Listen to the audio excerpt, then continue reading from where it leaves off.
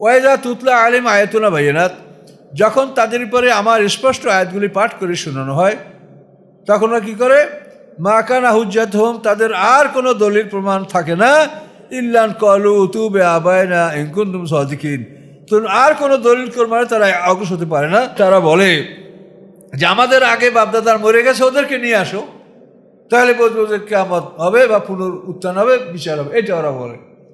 তাই আল্লাহ বলছেন যে ওদের পরকালকে অস্বীকার করার কোনো যুক্তিপ্রমাণ ওদের কাছে নাই, কিন্তু ওরা বলে যে আমাদের আগে যে সমস্ত পিতামাতারা মারা গেছে তাদেরকে নিয়ে আসো, মুশরিকরা কাব ইবনে লুয়াইকে নিয়ে আসো, হাশিম মুত্তালিব, এই যে আমাদের পূর্বপুরুষ, এদেরকে নিয়ে আসো, এরা বলুক, এরকম কথা তারা বলতো। আল্লাহ বলছে এটা তারা যুক্তি প্রমাণে হেরে গিয়ে এই কথাটা তারা বলে যে আমাদের পূর্ববর্তীদেরকে নিয়ে আসো তোমরা।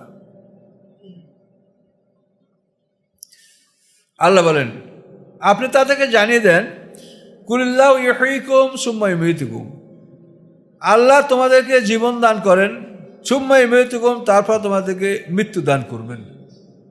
আমাদেরকে আল্লাহ জীবন দান, আমরা মাতৃগর্ভে যে ভ্রূণটা সৃষ্টি হয়, ওভাম স্পার্ম, এই দুটার সংযুক্তি ফলে যে ভ্রূণ, ভ্রূণ মানে বাচ্চাটা যে প্রক্রিয়ায় বাড়ে এটাকে ভ্রূণ বলায়।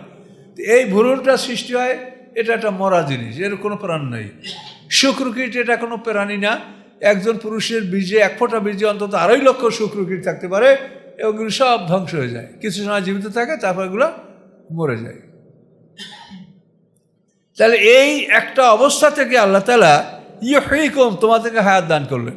এই ভ্রূণটাকে আল্লাহ তাআলা এমনভাবে যে ও নিজেই ওর চতুর্দিকটা পর্দা আবরণ সৃষ্টি করে ওর মধ্যেও থাকে। এ আল্লাহর কুদরতে এই আবরণটা, মানে যেটা গর্ভের মধ্যে যেটা এক্সট্রা একটা থলি থাকে, যার মধ্যে এই বাচ্চাটা ভ্রূণটা আস্তে আস্তে বড় হয়। তো এখন ওই একটা মানে থলের একটা পর্দা, তারপর গর্ভথলির একটা পর্দা, তারপর এই পেটের পর্দা, 3টা অন্ধকারের মধ্যে ওইখানে আল্লাহ তাআলা কীভাবে প্রাণটা ঢুকিয়ে দেয়। আপনারা আমরা এরকম অন্ধকার জায়গায় কোনো জীবনকে আমরা বাঁচিয়ে রাখতে সক্ষম? যে যেখানে কোনো আলো বায়ু কিছুই প্রবেশ করবে না, সম্পূর্ণ আটকা, এমন একটা জায়গায় আপনি একটা প্রাণীকে বাঁচিয়ে রাখতে পারেন? ক্ষমতা আছে? তো এই জন্য আল্লাহ বলছেন যে তোমাকে 3টা পর্দার অন্ধকারে রেখে সেইখানে আমি কিভাবে তোমার মধ্যে প্রাণ ঢুকিয়ে দিয়েছি তুমি বলতে পারো? এই জন্য আল্লাহ বলেন যে কুলিল্লাহু ইউহয়িকুম, আপনি বলেন যে আল্লাহ তোমাদেরকে জীবিত করেছেন। ওই ভ্রূণটা নষ্ট হয়ে গেলে কোনো আপত্তি নাই, তার কারণ তো দেখতেই পাচ্ছেন যে একজন পুরুষের 1 ফোঁটা বীর্যে লক্ষ লক্ষ শুক্রকীট নষ্ট হয়ে যাচ্ছে, কাজে এটা তো প্রাণ না। এইটা যদি প্রাণ হয়তো, প্রাণ গণ্য করা হইতে হতো, মানুষের বীর্যপাত হতে হইতো মহাপাপ, যে বীর্যপাত মানেই তুমি লক্ষ লক্ষ প্রাণ নষ্ট করছো, তো এটা তো না। তো কাজে এই জন্য আল্লাহ বলেন যে তোমাকে এমন একটা প্রাণহীন বস্তুকে আমি 3টা গভীর স্তরে আটকে রেখে, যেখানে কোনো রকম আলো বাতাস অক্সিজেন কিছু প্রবেশ করার ক্ষমতা নাই, সেখানে আমি তোমাকে জীবিত করেছি। কীভাবে করেছি তুমি ভেবে দেখো, বলো। এভাবে তো আমরা সবাই, এভাবেই তো আমরা সবাই ওইখানে, আমরা যতই যে বাহাদুর হই, যে যাই হই, আমরা কিন্তু ওভাবেই সবাই মায়ের পেটের মধ্যে ছিলাম। এটা ভেবে দেখেন, ওখানে আমাদের জন্ম, ওখানে আমাদের বর্ধন, ওখানে আমাদের খাদ্যের ব্যবস্থা, মায়ের সাথে পেটের আমাদের যে নালা, নাভির যে কর্ড, এই নেভেল কর্ডের সাথে কিভাবে আমাদের খাদ্য সংযুক্ত করে দিয়ে মায়ের রক্তকে আল্লাহ তাআলা গর্ভবতী হলে পরে কোনো মায়ের আর হায়েজ হয় না, এই রক্তটাকে তার দেহে আবদ্ধ রাখেন, এবং এই রক্ত থেকেই সন্তানের বর্ধন ক্রিয়াটা এটা আল্লাহ করেন। তো এটা তো কেমন একটা, সবই তো খারাপ, মানে একটা জঘন্য সৃষ্টি। এই জন্য আল্লাহ বলছেন আমি তোমাকে অত্যন্ত নিকৃষ্ট বস্তু থেকে তোমাকে সৃষ্টি করছি, আর বড় হয়ে তুই আমার সাথে তর্ক করো। আমি তোমাকে 1 ফোঁটা বীর্য থেকে সৃষ্টি করছি, এবং একটু বড় হয়েই তুমি আমার সাথে তর্কে লিপ্ত হচ্ছ। কত জ্ঞানের মালিক হয়েছো তুমি। এই কথাটা আল্লাহ বলেন যে আপনি তাদেরকে জানিয়ে দেন যে আল্লাহ তোমাদেরকে জীবন দান করেন, সুম্মা ইউমীতুকুম, তারপর তোমাদেরকে মৃত্যু দান করেন। কথা বলতে পারছেন? এখন মৃত্যু যখন হয় তখন আমরা সবাই আছি, ডাক্তার সাহেব আছেন, কবিরাজ সাহেব আছেন, আমরা আত্মীয় সব আছি না? আল্লাহ বলেন তোমাদের সবাই সাথে আমি কাছে, নাহনু আকরাবু ইলাইহি মিনকুম ওয়ালাকিন লা তুবসিরুন। সূরা আকার মধ্যে দেখেন আল্লাহ বলেন ফালাইরাদা বারাতুল হুলকুম, হুলকুম মানে এই জায়গাটা, এই হুলকুমের মধ্যে যখন প্রাণটা চলে আসে অন্তুম হিনেন তানজুরুন, তখন সবাই তোমরা তাকে দেখো যে মানুষটা মারা যাচ্ছে। নাহনু আকরাবু ইলাইহি মিনকুম, আমি তোমাদের সকলের চাইতে ওই মৃত ব্যক্তির কাছে অবস্থান করছি, ওয়ালাকিন লা তুবসিরুন, কিন্তু তোমরা দেখতে পাচ্ছ না। এটা কোরআন সরাসরি আল্লাহ বলছে।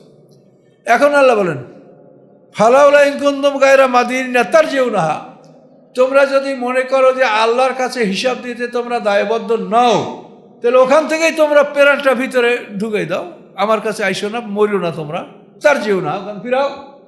এটা এ পাশ আর দেখতে পাচ্ছ পৃথিবীতে এত অগ্রগতি বিজ্ঞানের, এত কিছু আবিষ্কার করছে, তা আমরা তো দেখি যে একটা একটু হোট নড়িয়ে উঠলো আর হলো, খবর হলো কি নাই। আপনারা এত কিছু আবিষ্কার করলেন, তো এইটা ওটটা নড়ে, কিসে নড়িয়ে গেল, কি হলোটা কি ওখানে? একটু হোটটা নড়িয়ে উঠলো নাই। তা আপনারা যত কিছু প্রোটেকশন তাকে দিয়ে রাখেন, যত নিবিড় তত্ত্বাবধান রাখেন, কিন্তু গেল কি চলে গেল, নাই কি? এই জন্য আল্লাহ বলেন যে আপনি তাদেরকে বলেন ইউহয়িকুম সুম্মা ইউমীতুকুম, তোমাদেরকে তিনি জীবন দান করেন, সে বিষয়টাও তোমাদের জ্ঞানের বাইরে, আর তোমরা যে মৃত্যুবরণ করো এটাও তোমাদের আসলেই জ্ঞানের বাইরে। তোমরা জ্ঞান দ্বারা যদি আয়ত্ত করতে পারতা, একটু মুখ নড়িয়ে কীভাবে হোক আটকে নটকে রাখিয়ে দেন, ওটাকে বাইরে দিয়ে না, দেখেন তো মরবে না। তাহলে সারা পৃথিবীর সমস্ত জ্ঞান বুদ্ধি, হ্যাঁ, সমস্ত প্রযুক্তি কি করতে পারছে বলে? বাড়াইছে পৃথিবীতে আবর্জনা বাড়ছে আর কি। আগে ঘরে আমরা দেখছি আমাদের ওই বাড়িতে, নানা বাড়িতে একটা গ্লাস ছিল, এটা ওই পাটের খাঁচার মধ্যে গ্লাসটা ঝুলানো থাকতো। আর এখন এমন একটা চতুর্থ শ্রেণীর কর্মচারী নাই যে তার ঘরে 2-1 ডজন প্লেট গ্লাস আসবাবপত্র নাই। কি বলেন? এই আবর্জনা পৃথিবীতে বাড়ছে। আমরা ছোটোকালে দেখছি নারকেলের মালা এই দিয়ে ছোট ছোট চামচের মতো বানাইয়া এরা তরকারি বিতরণ করা হতো। এর ভালো ভালো পরিবার, এটা আপনি মনে করেন এটা কোনো গরিবের ঘরে এটা না, এর সবাই এটা কিছু মনে করতো না। ওই নারকেলের মালা এটা দিয়া একদিক দিয়ে একটু বড় করে রাখা হয়তো, ওইখানটা মায়েরা ধরে এই তরকারি উঠে বর্ণন করত। এখন সেই পৃথিবীতে এগুলি কেউ কল্পনাও করে না। এগুলি মেনে যারা আমার মতো বয়স না, আবার গ্রামে বসবাস করেন নাই, তারা হয়তো এগুলো জীবনে দেখেনও নাই যে নারকেলের মালাকে চামচ হিসেবে ব্যবহার করে মানুষে খানা খাচ্ছে বা খাদ্য বিতরণ করা হচ্ছে। তাহলে এখন এই পৃথিবীতে যত আবিষ্কার বলেন, অনেকগুলো সুযোগ সুবিধা হয়েছে, আমরা অস্বীকার করি না। আমাদের পৃথিবী, বিশেষ করে কমিউনিকেশন, এই যোগাযোগ ব্যবস্থার ক্ষেত্রে আধুনিক বিজ্ঞান বা আধুনিক জ্ঞান আমাদের অনেক উপকার করেছে, যে আমরা যে কোনো জায়গায় বসে পৃথিবীর যে কোনো খবর আমরা নিতে পারি। এটা একটা বিরাট অগ্রগতি আমাদের। কিন্তু আসলে যে বিষয়গুলি আল্লাহ চ্যালেঞ্জ করছে কোরআনে, এগুলির ক্ষেত্রে আমরা জিরো। এখানে আল্লাহ 2টা কথা বলে, একটা হলো ইউহয়িকুম সুম্মা ইউমীতুকুম, তোমাদেরকে আল্লাহ জীবনটা কিভাবে দিল বলো, আবার তোমাদের মৃত্যুটা কিভাবে ঘটাচ্ছে এটা বলো। এই 2টা জিনিস তোমরা বলো। এই আল্লাহ বলে এটা আমি করি, তোমাদের কোনো ক্ষমতা থাকলে তোমরা এর প্রতিকার করো, এর মোকাবেলা করো। তা যখন পারো না, তো কোনোটাই পারবে না। তোমাকে আমি জীবন দিয়েছি, জীবন নিয়ে এখন আসো, তোমাকে আমি মরণ দিব, তুমি মরবে, আবার তোমাকে জীবন দিয়ে আমি হাসরের ময়দানে তুলব এবং বিচারের সম্মুখীন করব। কাজেই তুমি জুলুম অত্যাচার করো না, তুমি তোমার ক্ষমতা দ্বারা তুমি মানুষের হুকার করো, তুমি তোমার ক্ষমতাকে প্রদর্শন করিও না যে আমি অমুক ক্ষমতার মালিক, আমার জন্য রাস্তা ক্লিয়ার। তোমার জন্য রাস্তা ক্লিয়ার, তোমার জন্য রাস্তা বন্ধ হয়ে যাবে কোনো একদিন। কাজে এই জন্য তোমার ক্ষমতা দ্বারা তুমি সেবামূলক কাজ করো, তুমি ক্ষমতার প্রদর্শন করো না। তুমি বলবে হাসরের ময়দানে মা আগনানি মালিয়া, আমার মাল আমার কোনো উপকারে আসলো না। হালাকান্নি সুলতানিয়া, আমার সমস্ত ক্ষমতা আজকে ধ্বংস হয়ে গেল, কোনো ক্ষমতা আমার নাই। কি পৃথিবীতে যারা ক্ষমতার মালিক, তাদের কত ক্ষমতা, কত কিছু তারা করতে পারছে, সেদিন বলবে যে আমার আজকে কোনো ক্ষমতা নাই। মা আগনানি মালিয়া, আমার মাল কোনো উপকার করলো না, হালাকানি সুলতানিয়া, আমার সমস্ত সুলতান, সুলতান মানে বাদশাহ, ক্ষমতা, পাওয়ার, আমার সমস্ত পাওয়ার ক্ষমতা সে নিঃশেষ হয়ে গেল। এটা সে নিজে বলবে। এরপর আল্লাহ বলবে যে অরে ধরো, ফেরেশতা খুজুহু ধরো, আর গল্লু লোহার বাড়ি পরাও ওর গলায়, সুম্মা জাহিমা সল্লু, এরপর যোজকে ঢুকাও, তারপরে ফেরেশতা তাদের 70টা শিকলে ওকে গাঁথো। সুম্মা ফি সিলসিলাতিন যারুহা সাবুনা জেরান ফাসলুকু। কোরআন একের সরাসরি আর ঘরো, ওকে ধরো, গলায় লোহার বাড়ি পড়াও, জ্বলন্ত আগুনে প্রবেশ করাও, তারপর ওকে 70 শিকলে গাঁথো। গাঁথার পরে তুমি ডাঙ্গায় থেকে ফিক মেরে ওকে গরম পানির কুয়ায় ফেলে দাও। সেখান থেকে ওর যখন চামড়া নিঃশেষ হয়ে যাবে ডাঙ্গায় তোলো, আবার চামড়া লাগানো হবে। এরপর আগুনের কুয়ায় ফেলে দাও, সেখানে চামড়া শেষ হবে, আবার তোলো, আবার ওখান থেকে আবার গরম পানিতে ফেলো। ইয়াতুফুনা বাইনাহা ওয়া বাইনা হামিমেন আন। আগুন এবং গরম পানির মধ্যে তার তাওয়াফ চলতে থাকবে, সাফা থেকে মারোয়া, মারোয়া থেকে সাফা। আর এই জাহান্নামীর তাওয়াফ হবে গরম পানির কূপ, সেখান থেকে আগুনের কূপ। এ কি আল্লাহ সরাসরি বলছেন? কোরআনের এর মধ্যে কোনো কিছু ব্যাখ্যার আছে বলেন তো? কোনো ব্যাখ্যা, তর্জমা, নড়া চড়া, ঘুরান ফিরান কিছু আছে? একেবারে ডাইরেক্ট কোরআনের কথা। কাজে এই জন্য আল্লাহ বলছে যে তুমি তো বললা যে তোমাকে কালে তোমার হায়াত মুহূর্ত দেয়, তো তোমার কালের পরিচালক কে? কালকে তো আমি যে কোনো সময়, কালকে আমি বন্ধ করে দিতে পারি। কালের কি ক্ষমতা আছে? কালকে যে কোনো মুহূর্তে আল্লাহ তাআলা কালকে স্টপ করে দিতে পারেন, কি পারেন কিনা বলেন? চন্দ্র সূর্যের গতি এটাই হচ্ছে কাল। এই দুইটা জিনিসের আবর্তন যদি না থাকে তো কাল সৃষ্টি হবে না। আল্লাহ রসুল মেরাজে গেছে, আল্লাহ কালকে বন্ধ করে দিচ্ছে, কাল স্টপ। এই জন্য মোহাম্মদ সাহেব মেরাজ থেকে ঘুরে আসে দেখে যে দরজা খুলে বাইরে দরজাটা করাটা নড়ছে, উজু করে গেছে, পানিটা এখনো গড়াচ্ছে। তার কারণ কি? ওই কালকে ওখানে স্থগিত করে রেখেছে আল্লাহ, যে আমার বন্ধুকে আমি একটা অন্য জগতে নিয়ে যাব, আমিও তার সাথে বিশেষ সাক্ষাৎকার বা বিশেষ আলোচনায় আমি লিপ্ত থাকবো। এই জন্য কালটা একটু স্টপ থাক, কালের ফেসকে স্টপ করে রেখে আল্লাহ রসুল তার মেরাজে গেছেন। তা আপনি কালকে গালি দেন, কালে আপনাকে বাঁচায় মরায়, কালকে, কালের মালিক কি? কালকে কে সৃষ্টি করেছে? কাজে এই জন্য আপনি আপনার মাথাকে, ব্রেনকে কাজে লাগান। কালে করে, কালের কি ক্ষমতা আছে? আল্লাহ বলেন আপনাদের জানিয়ে দেন আল্লাহ তাআলা তোমাদেরকে জীবিত করেন, মৃত্যু করেন। এই দুইটা কথা আপনি ভাবেন, প্রত্যেক ভাবেন এই দুইটা কথা, যে আপনার জন্মটা কিভাবে হয়েছে, মায়ের পেটের মধ্যে কিভাবে এত সূক্ষ্ম জিনিস দ্বারা এই ভ্রূণটা আমাদের তৈরি হয়ে গেল। এই ভ্রূণটা একটা ব্রেইনে কি আছে, এইটা সারা জীবন ডাক্তাররা গবেষণা করে বলতে পারছে না যে এটা কত সেল আছে, কত কি এর মধ্যে আছে। এই ব্রেনটা তো ওই স্পার্মের মধ্যে তো এটা ছিল। আমাদের যে এই যে মানে মহা স্টেশন, আমাদের যে মাথা, এটা তো ওই ভ্রূণের মধ্যেই তো ছিল, যেটাকে মাইক্রোস্কোপ ছাড়া দেখা যাচ্ছিল না। এত বড় মেশিনকে আল্লাহ তাআলা এত ছোট করে কিভাবে রাখলেন বলেন?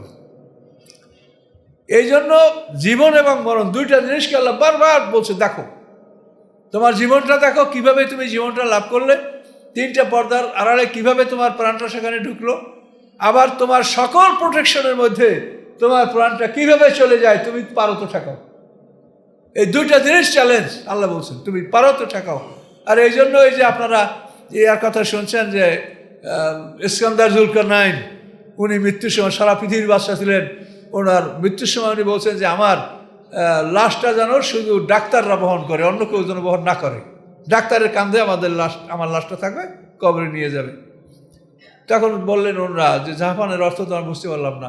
তখন বললেন যে এটার দ্বারা মানুষ এটা বুঝবে যে ডাক্তাররা মানুষকে রক্ষা করতে পারে না, আমার লাশকে তারা কাঁধে করে কবরে নিয়ে যাচ্ছে। ডাক্তাররা আমার লাশ বহন করছে, কাজে ডাক্তাররা মানুষকে বাঁচাতে পারে না, এটা বোঝানোর জন্য উনি এই কথাটা বলেছেন। এই জন্য এই কথাগুলো চিন্তা গবেষণা করা। আমাদের অভ্যাস কি বেশি কথা বলা, অধিকাংশ মানুষ বেশি কথা বলে। এই বেশি কথা বলার অভ্যাসটা আপনাদের বর্জন করতে হবে। এটা আপনাদের জন্য মহাশত্রু, পরম শত্রু। কি ভাষা আছে আমি বলতে পারি না। এই অতি কথন, অধিক পরিমাণে কথা বলা, এটার চাইতে বড় শত্রু আপনার কেউ নাই। এগুলা সব লেখা হবে, আপনি নামাজ পড়ছেন, তাতে 500টা শব্দ ব্যবহার করছেন, ডান দিকে নেকামল, নামাজ পড়ার পরে 5000 বাজে কথা বলছেন, এটা তো সবই মাফা হবে। তখন পাল্লা জাগালে দেখবেন যে আপনার বাম দিক ভারী হয়ে গেছে। নামাজও আপনার আছে, কিন্তু ওই পিটান খাওয়ার পরে নামাজের সবের কাছে আসতে হবে আপনাকে। কিন্তু এই জন্য কথাকে নিয়ন্ত্রণ করেন। আমার সাথে অনেকে রাগ করে গালি দেয়, আমি কথা বলি না। কথা যে কেন বলি না, কি করে বুঝাবো তাকে? যতটুক বললে হয় ততটুক বলেন, কিন্তু যা প্রয়োজন না সেটা আপনি অতিরিক্ত কথা বলবেন না। সবসময় আপনার মেডিটেশন, একটা আপনার অ্যাটেনশন, একটা ধ্যান, এটার মধ্যে আপনি থাকবেন, তাহলে আপনি অনেক কিছু জানতে পারবেন। এই দুইটা কথা মনে রাখবেন। কুল্লা, যেটা আল্লাহ আপনি বলেন, ইহুইকুম সুম্মা ইউমীতুকুম, যে আল্লাহ তোমাকে জীবন দান করেন, যে আল্লাহ তোমার মৃত্যু দান করেন, করার পরে কি করবেন? সুম্মা ইয়াজমাউকুম ইলা ইয়াউমিল কিয়ামা, তারপর তিনি তোমাদেরকে একত্রিত করবেন কিয়ামতের দিন। মানে আমাদের এখন যে আমাদের পিছনে মরণ ছিল, মরার পরে জীবন এখন আমরা লাভ করছি, যেভাবে মরব, মরার পরে ইসরাফিলের সিংহার মাধ্যমে আমাদেরকে পুনর্জীবিত করে আল্লাহ বিচারের সম্মুখীন করবেন। এর মাঝখানের যে কথাগুলো বলা হয়, এগুলি সম্বন্ধে আমার কাছে কোনো প্রমাণ নাই। আমি এতটুকু জানি, এর মাঝখানের সময়টাকে আল্লাহ বলছেন এটা আলামে বারজাক, পর্দার আড়ালের জগৎ। তো আল্লাহ বলছেন পর্দার আড়াল, সেটা যদি আপনি আমার কাছে জানতেছেন, আমি কি করে বলবো? বা আমি যদি নিজে উদ্যোগ নিয়ে বলতে চাই, এটা অতিরিক্ত হবে। যে এই জগৎটার নামই হলো আলামে বারজাক, পর্দার আড়ালের জগৎ। দেখেন, আপনি যে এখন দুনিয়াতে জন্মগ্রহণ করলেন, কত হাজার পরে দুনিয়াতে আসছেন বলেন তো? আদমের পিঠ থেকে বের করে আপনি আল্লাহকে সাক্ষী দিয়েছেন যে আপনি আমার রব। এই সাক্ষী দিয়ে যে আমরা মৃত্যুবরণ করছি, তার কত হাজার পরে, কত হাজার বছরের পর পৃথিবীতে আসি, হিসাব করেন তো। হাজার হাজার বছর পর আমরা আসি। এই হাজার হাজার বছর আমরা কীভাবে কাটলো বলতে পারেন? এইটার নাম বরজাক। বেশি বোঝার চেষ্টা করেন না, আল্লাহর কোরআনের কথা অল্প বোঝেন। তা আপনার পিছনে একটা বরজাক গেল, এটা আপনি বোঝেন না, তো সামনের বরজাকটা আপনি কি করে বুঝবেন? এটার সম্বন্ধে এত লম্বা লম্বা ওয়াজ কি জন্য করেন আপনারা? করেন তো করেন, কিন্তু কোরআনের সাথে যদি সাংঘর্ষিক না হয় তাহলে আপনি করেন, কিন্তু উল্টো কোরআনের সাথে যে সাংঘর্ষিক হয়ে যাচ্ছে। কি বলছি কি বুঝতে পারছেন? বরজাকটা আপনার আগে একটা গেল, সেই বরজাকটার সম্বন্ধে আপনি বলেন যে আপনি আদম আলাইহিস সালামের পিঠ থেকে বের হয়ে আপনাকে সব মানুষকে আল্লাহ ডেকে জিজ্ঞাসা, আলাস্তু বিরাব্বিকুম কালু বালা, এটা বলছি না আমরা? এরপরে আমাদেরকে মৃত্যু দেওয়া হলো, সেই মৃত্যুর পরে এখন দুনিয়াতে আসলাম, কত হাজার পর আসলাম? 7-8 হাজার বছর পর। এই 7-8 হাজার বছর আপনি আমি বরজাকে ছিলাম, কেমন ছিলাম, কীরকম ছিলাম বলেন তো? এটা আপনি বলতে পারেন না। যে আপনার সামনের বরজাক, মরার পরে হাসর, এটা আর একটা বরজাক, এখানে আপনি কীরকম থাকবেন? এটা সম্বন্ধে এত লম্বা লম্বা ওয়াজ করি আমরা, আর কি ভিত্তি আছে? আর করি তো করি, যদি কোরআনের বিপক্ষে না হয় তো আপনি করেন।